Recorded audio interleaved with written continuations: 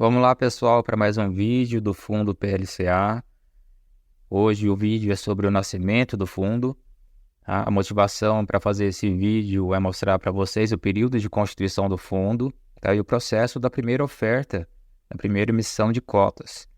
Tá? É um período que vai ali de 2020 a 2022, período relativamente curto, mas um período com grande variação da taxa Selic.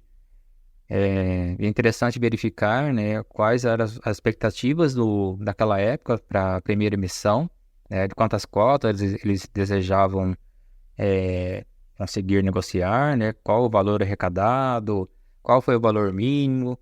Outro motivo é formar um conhecimento um pouco mais aprofundado do fundo, né, do histórico do fundo. E por que isso? Quando você procura um vídeo no YouTube sobre fundos imobiliários, sobre fiagros e outros tipos de fundos, geralmente o que as pessoas te mostram é apenas um retrato, né? Quanto o fundo arrecadou, quanto ele pagou, qual é a dívida. E quem investe em fundos desse tipo geralmente está buscando um investimento de mais longo prazo porque busca renda. Tá? Então é normal que o investidor carregue o fundo por um longo prazo. É óbvio que dá para fazer ganho com valorização da cota. O PLCA mesmo, no momento que eu estou gravando o vídeo, está com mais de 25% de desconto. Então, com certeza, dá para fazer ganho. Mas, normalmente, quem investe nesse tipo de fundo está buscando renda. Tá? E é óbvio, quanto mais barato você paga num fundo, quanto mais descontado ele está, maior vai ser a sua renda em relação ao capital que você empregou, certo? Se querem vender aí por outros motivos, o fundo perdeu fundamentos, então quero vender, vou investir em outra coisa que tem um potencial melhor, aí é de cada um, tá? Mas eu acredito que o investidor de longo prazo, ele tem que ver o fundo de modo diferente, não como retrato, mas como um vídeo ou como uma série. Porque isso traz mais, uma noção melhor de quais são os riscos envolvidos, e isso traz mais segurança, tá certo? Então vamos lá, pessoal. A autorização, a constituição do fundo foi aprovada por meio do instrumento particular de termo de constituição do NAPAL BP Fundo de Investimento Imobiliário, tá? Era o fundo plural SA, Banco Múltiplo, tá? Celebrado pelo administrador ali em 11 de dezembro de 2020. Posteriormente, em 6 de setembro de 2021, praticamente um ano depois, foi celebrado um instrumento particular de primeira alteração do regulamento do NAPAL BP Fundo de Investimento Imobiliário. Tá? E depois nós tivemos a segunda alteração, tá? E nessa segunda alteração é que o fundo ele passou a ter essa característica de investimento nas cadeias produtivas agroindustriais. Tá? Isso foi realizado ali em 19 de outubro de 2021, por meio do qual foi aprovada a versão vigente do regulamento do fundo, certo? Então, características do fundo: o fundo plural crédito agro, fiagro imobiliário, ele é qualificado dessa forma. O tipo de fundo: condomínio fechado. Prazo do fundo: indeterminado. Gestão: ela é ativa e discricionária pelo gestor. Administrador é o Banco Genial. Gestor: plural, gestão de recursos limitada. Tá? O escriturador e custodiante também fica pelo Banco Genial, que é o administrador. Características da emissão e da oferta. O número, aqui entra a parte da expectativa da época, tá? O número de emissão. Primeira emissão, montante inicial da oferta. Inicialmente esperavam captar 200 milhões de reais, considerando a subscrição e integralização da quantidade de cotas, a totalidade de cotas, sem considerar as cotas do lote adicional, pelo preço unitário de R$ 100. Quantidade total de cotas, inicialmente 2 milhões de cotas. E montante mínimo da oferta, 30 milhões de reais, correspondente a 300 mil cotas. Se não atingisse 300 mil cotas, a emissão seria anulada e o dinheiro seria devolvido aos investidores. Tá? Então, inicialmente, a expectativa era essa: 2 milhões de cotas e arrecadaram um total de 200 milhões de reais.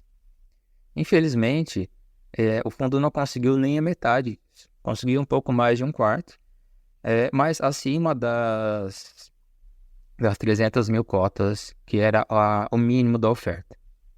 No lote adicional, o fundo poderia emitir um lote adicional de cotas, aumentando até 20% a quantidade de cotas originalmente ofertadas, ou seja, em até 400 mil cotas, o que equivaleria a 40 milhões de reais. O preço da emissão ficou em R$ 100 por cota. Número de séries, a série única, então todos os cotistas possuem os mesmos direitos. A aplicação mínima inicial foi de 10 cotas, totalizando importância de R$ 1.000 por investidor. Tá? Aqui a política de investimentos. Isso daqui é importante também para as pessoas que reclamam do fato do fundo não ter 100% do capital investido. Tá? Na verdade, ele tem, só que não está no título-alvo do fundo, que são os CRAs. Tá? Mas o fundo faz isso porque ele pode fazer, certo? Não tem nada de errado. Tá? O fundo deverá ter, no mínimo, 67% do seu patrimônio líquido investido em ativos alvo. Tá? O fundo tem isso, hoje em dia ele passa de 80%. Então, isso não é um problema. Tá? Além do título dos ativos alvos, né, que são os CRAs, o fundo pode investir em outros tipos de ativos financeiros, como vocês podem ver lá no regulamento. E outro fato importante que eu trouxe são os riscos do fundo vir a ter patrimônio líquido negativo e os cotistas terem que efetuar aporte de capital. Isso daqui geralmente as pessoas não comentam muito, mas é importante, pessoal. Olha lá, em casos de perdas e prejuízos na carteira que resultem em patrimônio negativo do fundo, os cotistas poderão ser chamados a deliberar sobre a necessidade de aportar recursos adicionais no fundo. Então, caso o gestor que faz gestão ativa discricionária faça algo que coloque o fundo em condição de patrimônio líquido negativo, os cotistas vão ter que efetuar aporte de capital.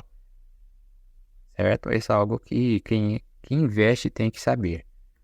Bom, aqui foi mostrando para vocês o cronograma da primeira emissão de cotas. Quem quiser depois dar uma pausa, dar uma olhada com mais calma. Em 28 de julho de 22, nós tivemos o período de integralização das cotas, com um total arrecadado de R$ 55.701.900. O total de cotas de 557.019 cotas. Aqui o tipo de subscritor, quantidade de subscritores e quantidade de cotas subscritas. Dá para perceber que a maior parte dos subscritores são pessoas físicas, com 1.469, subscrevendo os 533.839 cotas. Depois vemos as demais pessoas jurídicas com 5 subscritores, totalizando 23.180 cotas, e sócios, administradores, funcionários, prepostos, demais pessoas ligadas ao fundo ou instituições participantes da oferta, com quantidade de 104 e 4.349 cotas subscritas, o que dá um total de 561.368 cotas.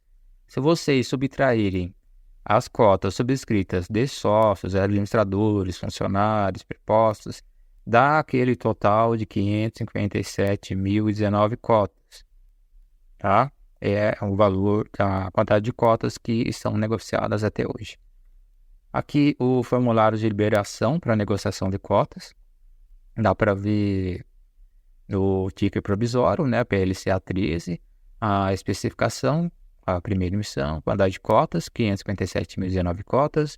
Data da integralização, aconteceu dia 28/7 de 2022.